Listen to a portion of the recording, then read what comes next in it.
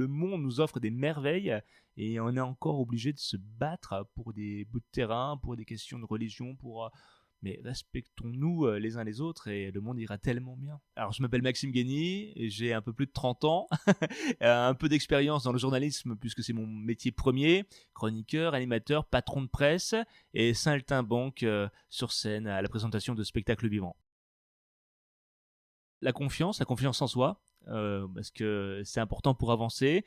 Autre valeur, la bienveillance, aimer les autres, chérir l'autre, c'est hyper important parce que ce que vous envoyez, vous allez le recevoir. Et enfin, je crois, l'écoute, être à l'écoute des personnes, ça vous nourrit, ça vous rend un peu plus grand chaque jour. Le défi professionnel le plus important, c'est lorsque on m'a accordé la présentation d'un premier prime time de télévision en direct. Et c'est tombé comme ça. J'ai commencé à TPMP en 2017 et un an et demi après, j'étais alors inconnu du grand public avant, j'avais mon premier prime time. Comment je l'ai eu? Grâce à un jeu des boîtes, vous savez, apprendre ou à laisser. Dans une boîte, il y avait une chaussette, dans l'autre, un prime time à gagner. Et j'avais la dernière boîte, j'ai pris la dernière boîte avec le prime time.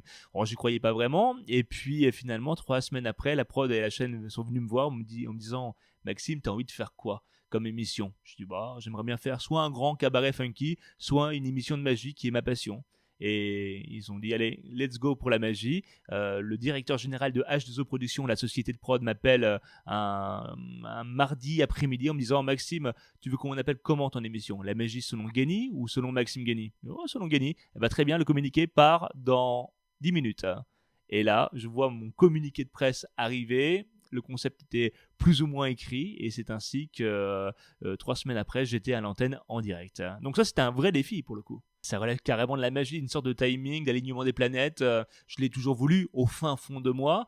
Quand ça m'est arrivé, je me suis dit, bon, est-ce que je veux avoir les épaules pour? Mais en même temps, tu le fais, tu te travailles, tu t'entraînes, et puis t'étais sans filet. Donc j'ai beaucoup répété chez moi, et puis en parallèle, je commençais un peu la radio, donc j'ai mangé beaucoup de micros, c'est l'expression qu'on dit pour ça.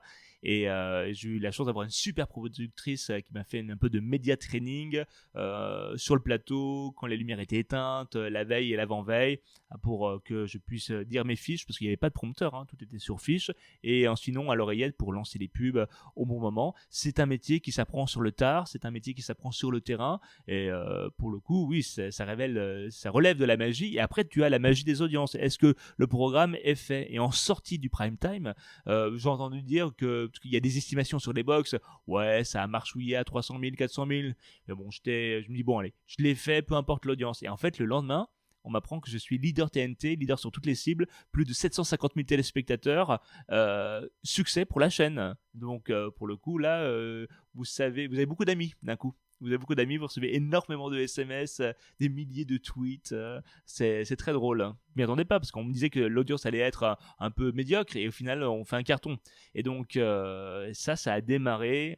Et la magie, c'est à opérer. Et d'une certaine manière, maintenant, là, je viens d'enchaîner mon 10e prime time sur C8. Donc, en gros, voilà, on avance au fur et à mesure. Ça a été le premier pas vers quelque chose de nouveau pour moi. Tout est connecté, toutes les passions sont en lien. C'est vrai qu'il y a un fil rouge à tout ça, c'est le divertissement et l'information, l'infotainment.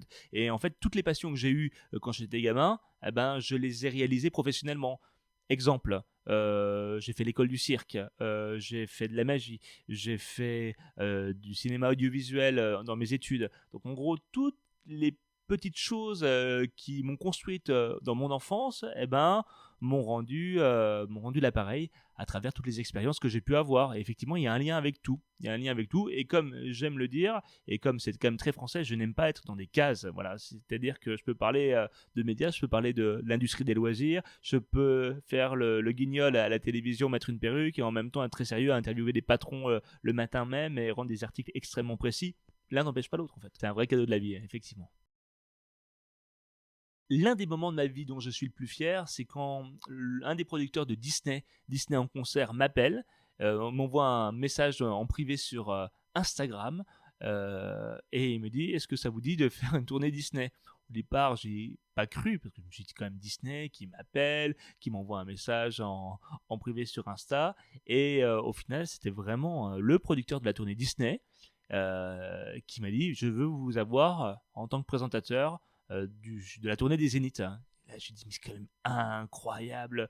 Donc, je l'ai faite. Ça fait 4-5 ans qu'on est sur les routes, avec un orchestre symphonique de 60 musiciens, 6 chanteuses et chanteurs, dont les vraies voix de Vaiana, la Reine des Neiges, d'eux, entre autres. Et c'est vraiment génial, parce que c'est un autre métier. C'est pas de la télévision, c'est-à-dire qu'on ne s'adresse pas à une caméra, mais on s'adresse à un grand public. Et la 10 millième personne dans le zénith qui est au fond, il faut lui parler. Donc voilà, j'ai appris aussi sur le tard un autre métier, le métier de la scène. Voilà, donc effectivement, il y a un texte, mais bon, il faut le prendre en main, le digérer. Et d'ailleurs, chez Disney, on appelle ça non pas un présentateur, mais un narrateur. Donc je vais vous raconter une histoire. Il était une fois, et après on y va. Il faut quand même un peu réfléchir quand on pratique des choses, mais effectivement, à l'instinct, beaucoup à l'instinct, on n'arrive pas comme ça. Je pense que la notion de travail, elle est importante, et puis dans tous les domaines. Je pense que c'est 80% de travail, 10% un peu de talent et 10% de chance. Qu'est-ce que je pourrais changer dans ma vie actuellement? Je sais pas, gagner au loto et puis pouvoir produire des artistes dans le monde entier. Voilà, bon, et en fait, la vie, elle est cool.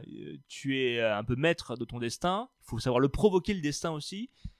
Mais c'est un combat de tous les jours quand même. Rien n'est acquis dans tous les domaines, sentimentalement parlant, professionnellement parlant. Rien n'est acquis. C'est-à-dire qu'un contrat il peut être rompu du jour au lendemain. Tu peux être ici et le lendemain à ce niveau-là. Donc toujours être hyper carré et hyper bienveillant avec les gens que tu croises, parce que les gens que tu croises là en bas, ils vont peut-être monter et vice-versa.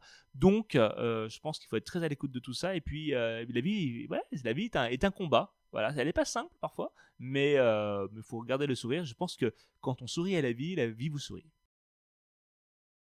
S'il y a un événement qui me rend heureux, c'est la prise de conscience des gens vis-à-vis de l'impact environnemental. Moi, je suis un enfant des années 80-90 et effectivement, à l'époque, l'environnement, le climat n'avait pas vraiment son importance. Et aujourd'hui, je vois toute cette jeune génération qui se dit on est là, on sait ce qu'il faut faire, on sait ce qu'il faut faire pour aller mieux. Il y a une vraie éducation, une éducation aux médias, une éducation à l'environnement et pour un monde meilleur. Et je pense que c'est la seule solution pour pouvoir un peu s'en sortir. Parce qu'on dit souvent qu'on est fataliste, que c'est inéluctable et que c'est compliqué le monde dans lequel on vit. Mais je pense qu'on a des jeunes générations qui sont hyper conscientes, qui sont très connectées.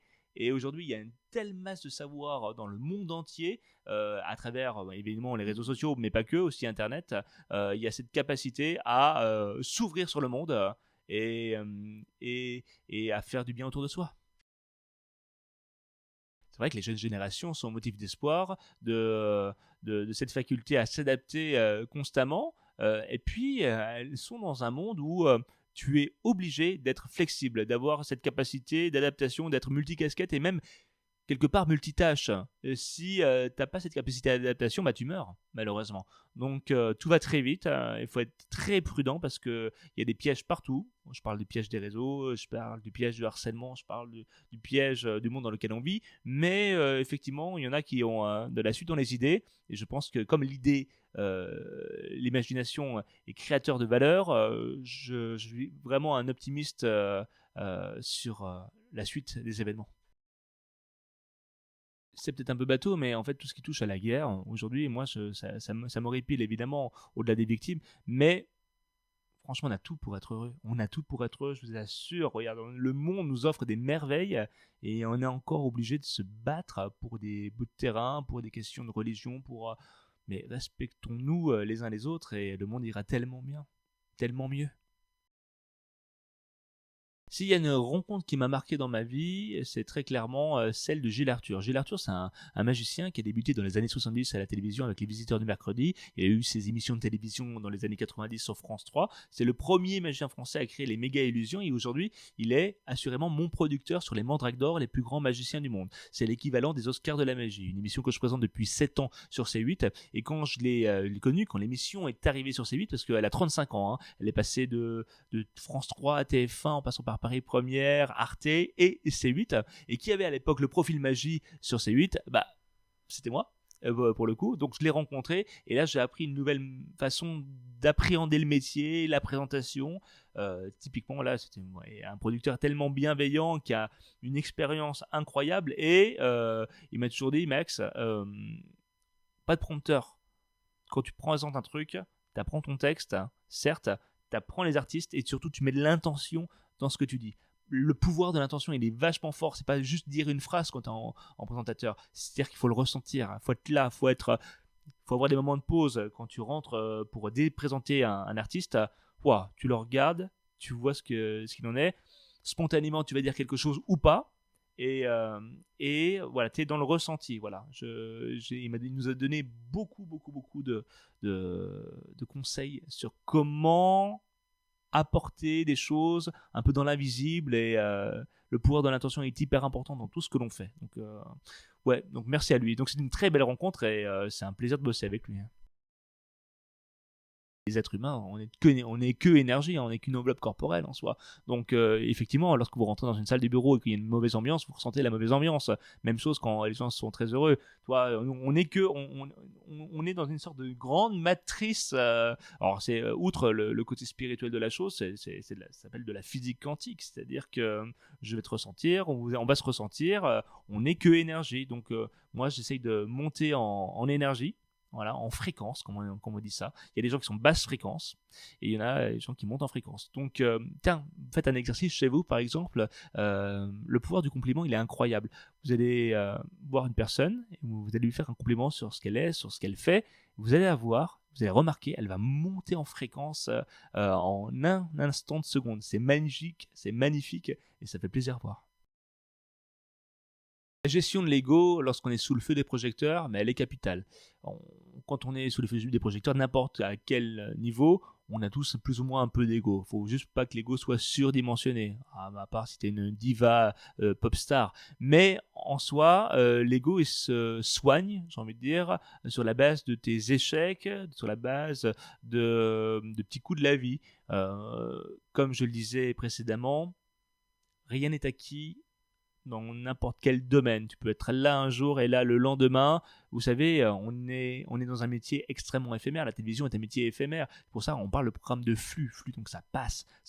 L'émission du jour, elle a déjà été effacée par l'émission du lendemain. Donc, comment marquer l'histoire, en étant droit dans ses bottes, en étant raccord avec soi-même. Et puis, finalement, l'ego aussi, il se canalise grâce à tes proches qui ne sont pas nécessairement de la lumière et qui sont là pour te rappeler et te dire que il y a la réalité de la vie et tant mieux. Donc je pense que c'est bien d'avoir de l'ego, voilà, c'est bien d'avoir de l'ambition, mais toujours dans une belle proportion. C'est comme partout une question d'équilibre. Il y a beaucoup de personnes qui me disent mais parfois, on ne vous voit plus à la télévision. Ouais, mais suivez-moi sur mes réseaux sociaux, vous verrez tout ce que je fais. C'est quand même, j'ai quand même beaucoup de chance que je côtoie et je suis dans un univers extrêmement riche. On peut me retrouver déjà dans des magazines de papier. Donc, si vous allez, on achète encore des magazines papier, comme Téléstar, Télépoche, Télémagazine, les programmes télévision. J'écris pour ces différents magazines. D'ailleurs, ce sont les magazines qui sont les plus vendus en France. C'est 500 000 exemplaires par semaine, c'est juste énorme encore. On peut me lire, on peut me voir sur scène avec les tournées Disney dans les différents zéniths. C'est des super spectacles. On peut me voir également dans les différentes rediffusions et émissions de magie. Et puis après, vous pouvez nous lire dans Parcs et Loisirs Magazine, car j'ai la chance d'avoir fondé un magazine sur les parcs d'attractions et l'industrie des loisirs. Donc, si vous voulez savoir comment aller dans les parcs à pas cher et vous amuser, je vous propose de lire nos différentes publications. Donc, voilà, on peut me voir, on peut me lire. Et puis après, si les gens veulent absolument une photo dédicacée, je peux leur envoyer, bien sûr. Merci beaucoup.